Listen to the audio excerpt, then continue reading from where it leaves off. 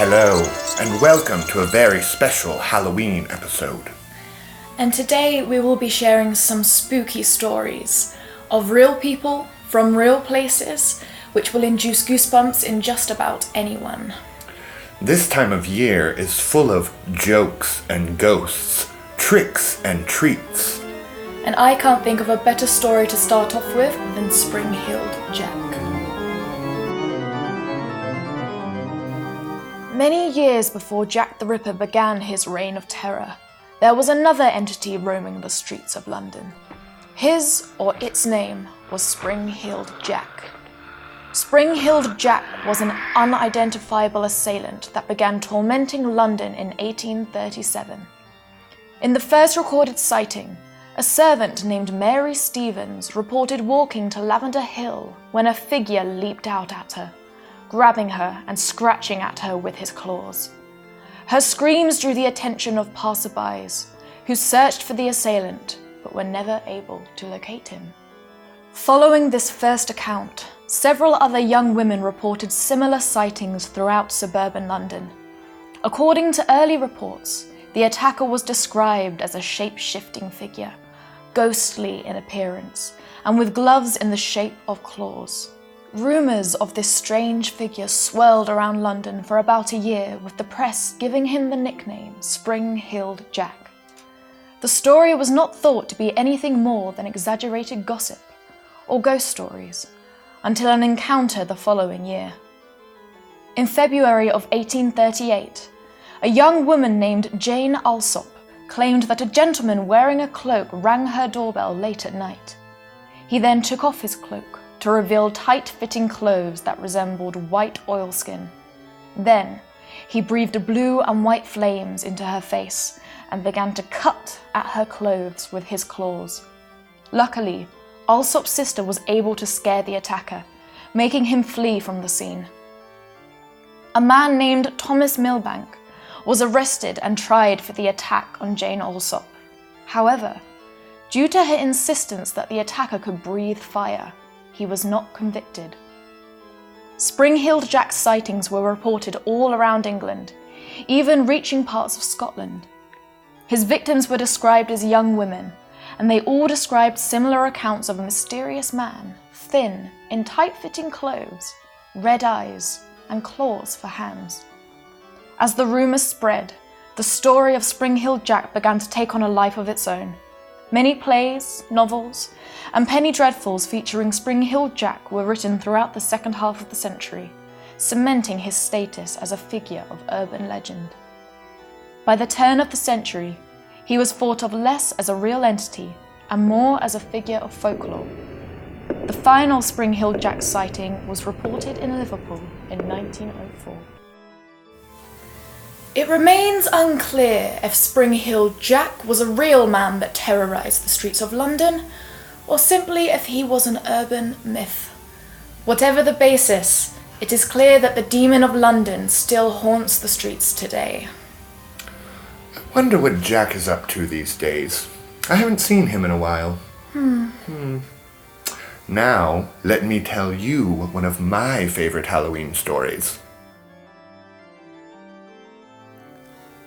The tale of Ichabod Crane, the slight yet smart schoolteacher, and the menacing headless horseman drew inspiration from real-life events that took place in and around Tarrytown, New York.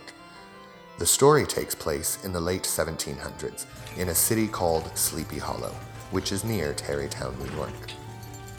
A schoolteacher by the name of Ichabod Crane comes to town from Connecticut and finds himself at odds with a local by the name of Abraham Brombones Van Brunt over a woman named Katrina. Meanwhile, the ghost of a soldier who lost his head to a cannonball during the American Revolution haunts the area every night in search of his missing head, and should anyone interrupt the headless horseman on his quest to find his head, they are killed. One night, as he was leaving a party at Katrina's home, Ichabod found himself face to face with the horseman, never to be heard from again. There was an actual Ichabod Crane who was a military man, a Marine and an Army officer who served in the War of 1812, Washington Irving, the author of Sleepy Hollow story, met the real Crane at Fort Pike in Sackett's Harbor, New York in 1814, and was immediately inspired by his name and character, although the soldier was nothing like his namesake schoolteacher. It wasn't until 1996 when North Tarrytown officially adopted the name Sleepy Hollow in honor of the story. At first sight, the place looks like a beautiful, postcard-perfect New York town that feels like an ancient forest growing from the hills. But at night, the picturesque facade drops and every face becomes ominous. Every noise becomes a bellow. Nothing is what it seems. The night is darker, and you feel like someone or something is just waiting 2 steps behind you. Sleepy Hollow is just as sleepy as the name would suggest. The main attraction, of course, is the Sleepy Hollow Cemetery, one of my favorite places to dine. At over 85 acres and 40,000 graves, I think you get the picture. What a delightful picture. Very inspiring for writing. And delicious. It reminds me of one of my favourite places, my hometown, Bristol, and the scary stories that reside there.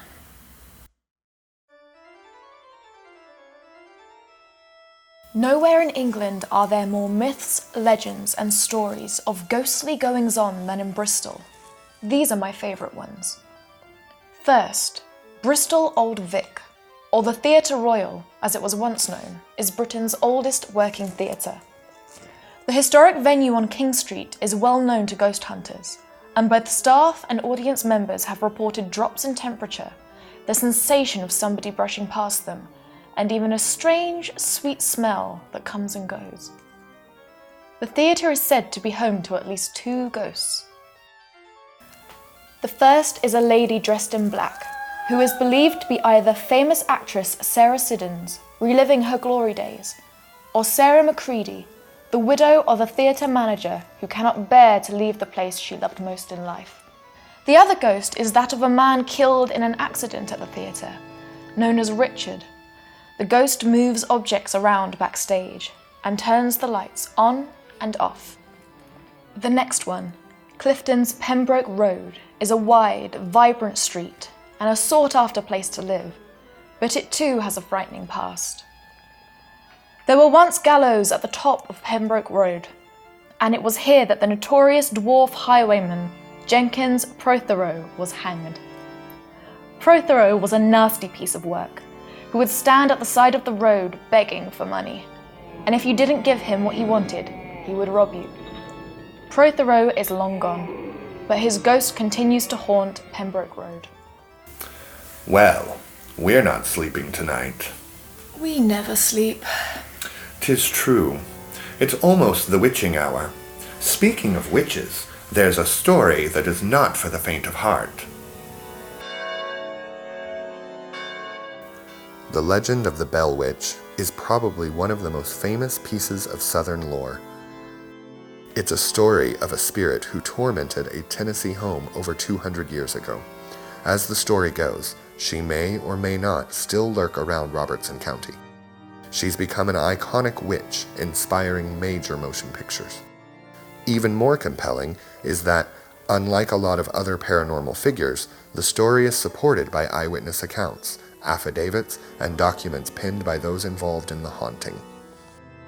In 1804, John Bell and his family settled on 300 acres of land, now known as Adams, Tennessee. The disturbances began over a decade later, beginning in 1817. It started with sounds. Standard paranormal fare, for the most part. Things like pounding on doors, slaps on walls, and eerie chain rattling.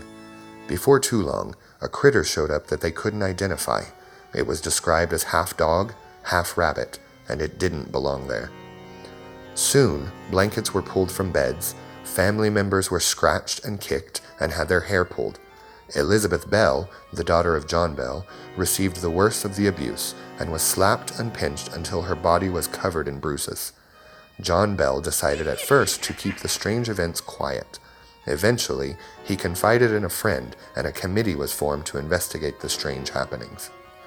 The spirit identified herself as Kate Batts, a neighbor of the Bells with whom John Bell had some bad business dealings.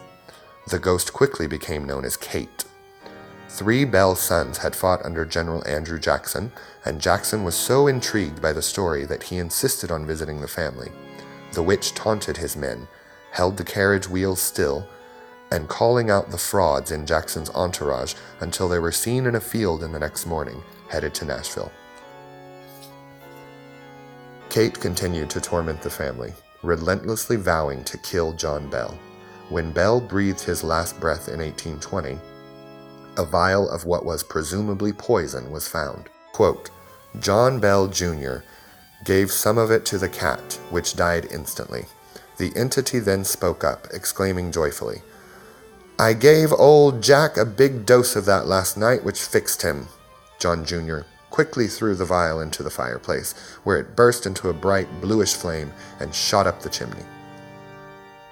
After the death of John Bell, she quieted down, only returning for predetermined visits with remaining family members.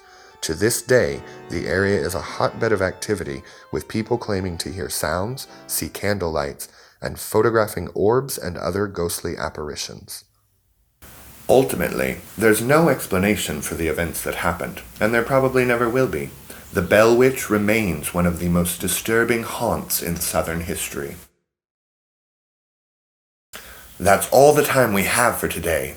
Hopefully these stories terrified you and you won't be able to sleep tonight. But before we go, we want to hear about your scary stories and your encounters with the eerie. Please write us a letter. Have a very frightful night.